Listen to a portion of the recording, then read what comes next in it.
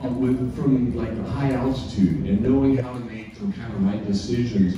And I know we definitely have that in Betsi Hummer. So I would encourage everybody's support of Betsi.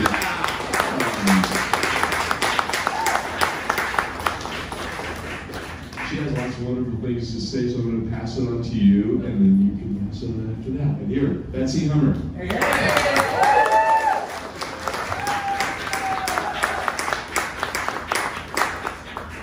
Thank you very much for the kind introduction, TJ. I knew TJ's brother before I knew TJ, and I am so honored that you and John and David agreed to be my co-hosts along with Kendra Freeman. I really appreciate that. I'd like to introduce two close elected officials here tonight. We have Deputy Mayor Jared Noonhouse.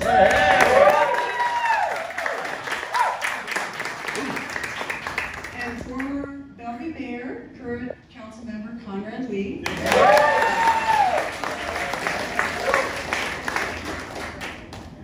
I hope everybody gets to talk with everybody else and get to know one another as I have gotten to know you over the last several years. So I am honored that you are gathered and supporting my campaign.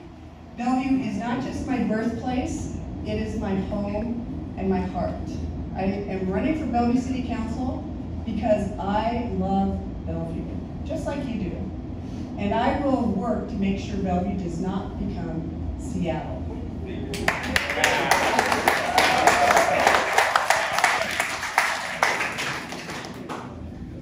I learned about public service from my parents, Frank and Mariana Powers. They built their house over in Anatai before they adopted my brother and had us 5 kids. They raised us in Sacred Heart and in Anatai. They demonstrated their public service by enormous commitment to volunteering in the community, volunteering at church, and being our scout leaders. In Scouts, we learned a lot of basic things that set us up for public service. We learned collaborative leadership. We learned to be persistent. We learned to set goals and achieve them. We learned Robert's Rules of Order. And I learned in Girl Scouts door-to-door marketing.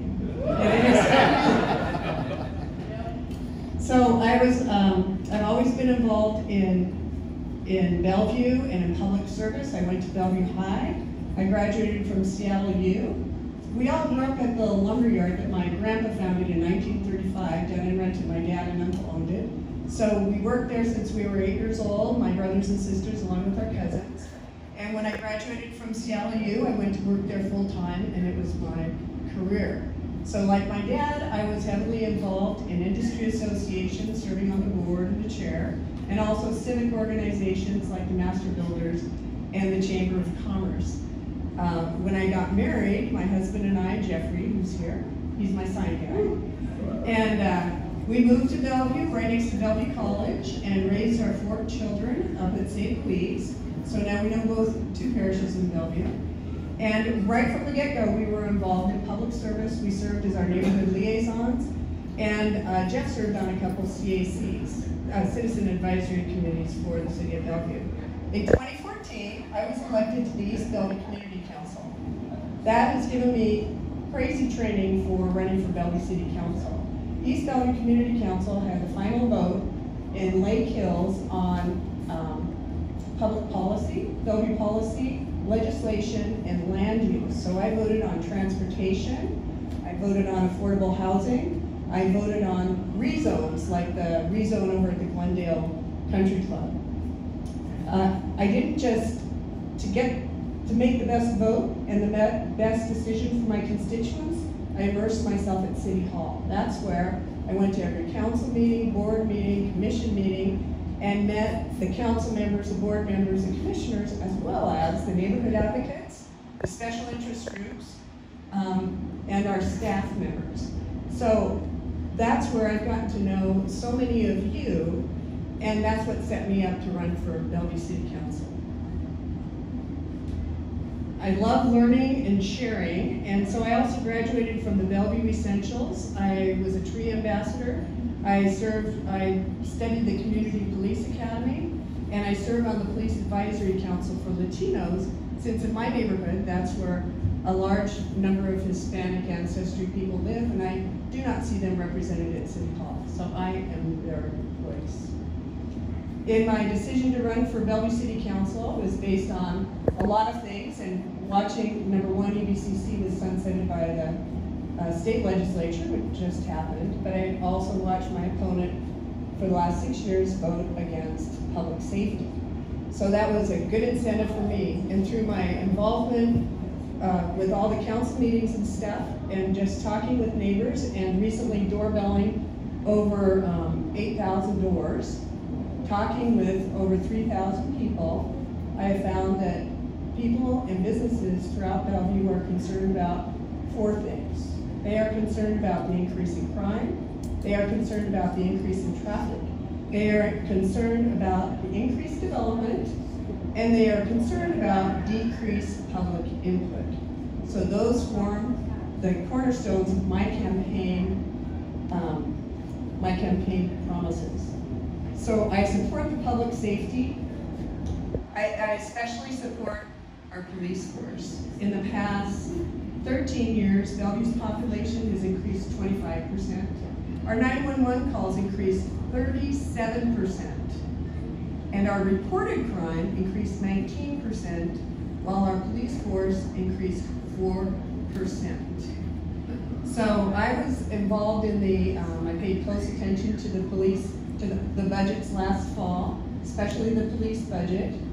And when I watched my opponent work against the current police budget, I resolved to run for city council.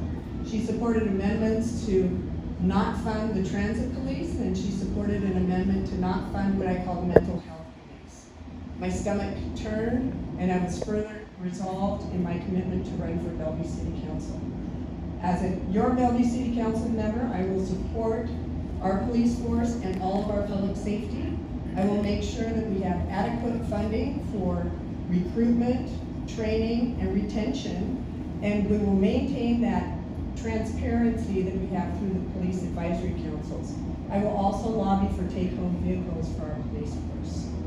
We have the highest level of training. It really sets Bellevue apart from the rest. Traffic. Several people here really like traffic. 70,000 new jobs, at least, are projected for Bellevue.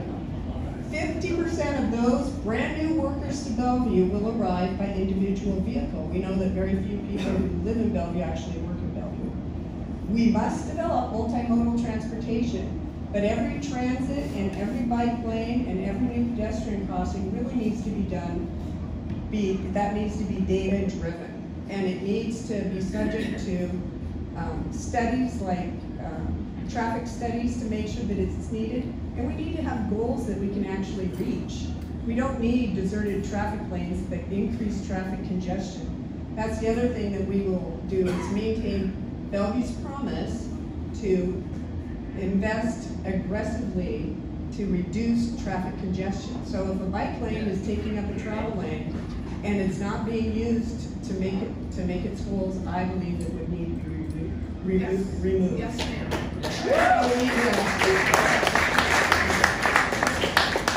We need to constantly review and revise the plans that we have. Now we get to housing units. Development. We have some people who build things here. 35,000, at least 35,000 new housing units are projected for Bellevue, right? So where are all those housing units going to go?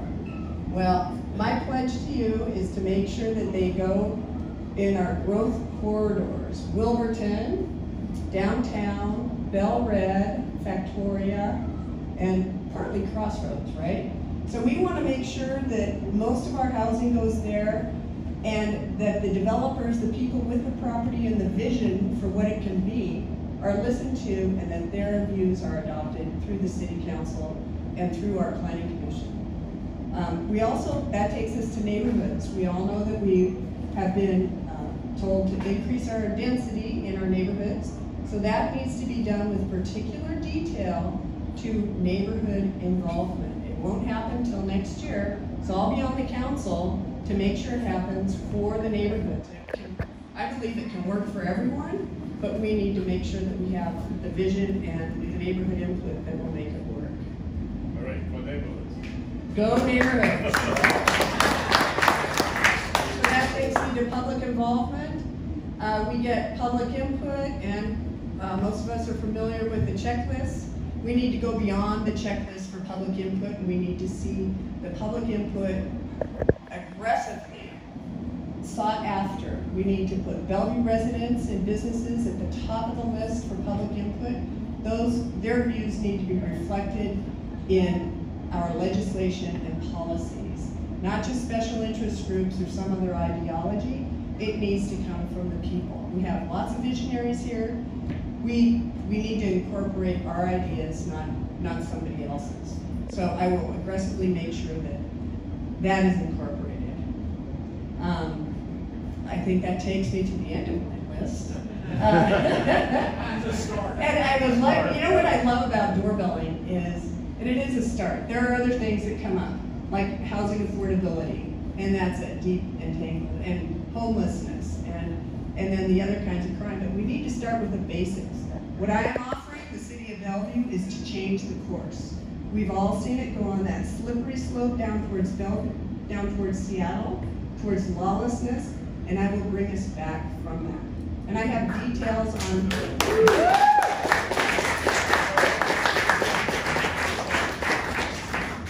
So I will turn this over to John Coelho, and I'll tell you the best thing about doorbelling is talking to the neighbors and asking what concerns them about them. So thank you. We're starting to see it now happening here in our beautiful state of Washington. And so when I came back, I was so excited to get out of the military and go home to Bellevue, Washington.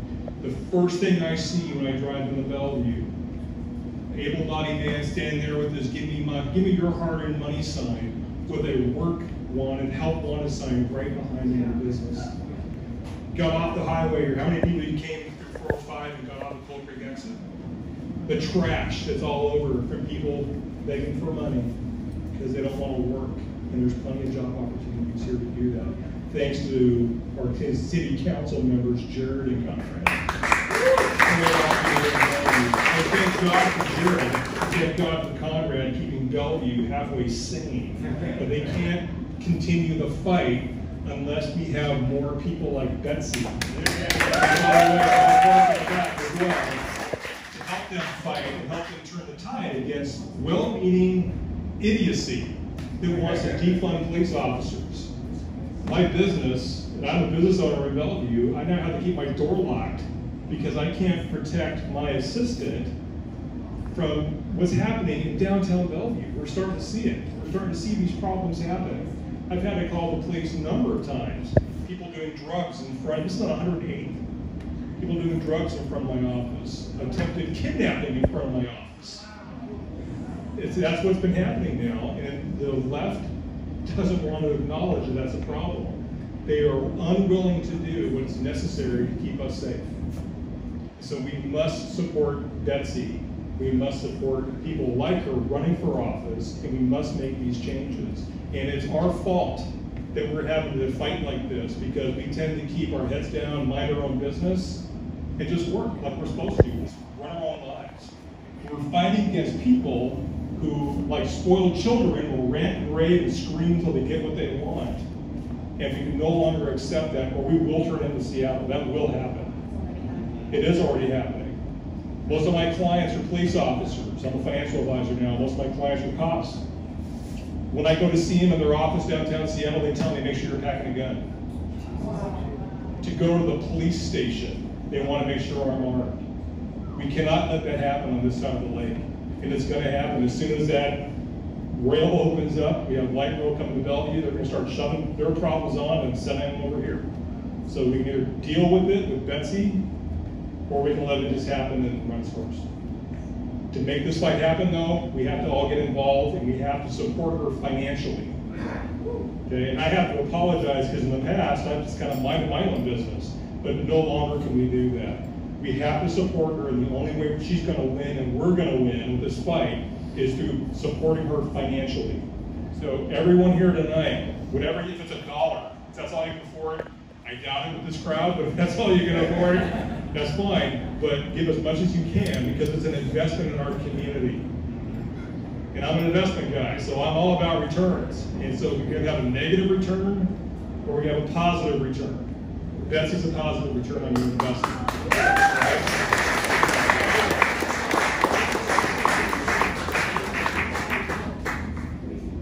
Oh, and Betsy pointed out the maximum you can give, hopefully I'd like to say minimum you can give, but the maximum you can give is $1,200. And don't forget, our police officers have endorsed Betsy. Right.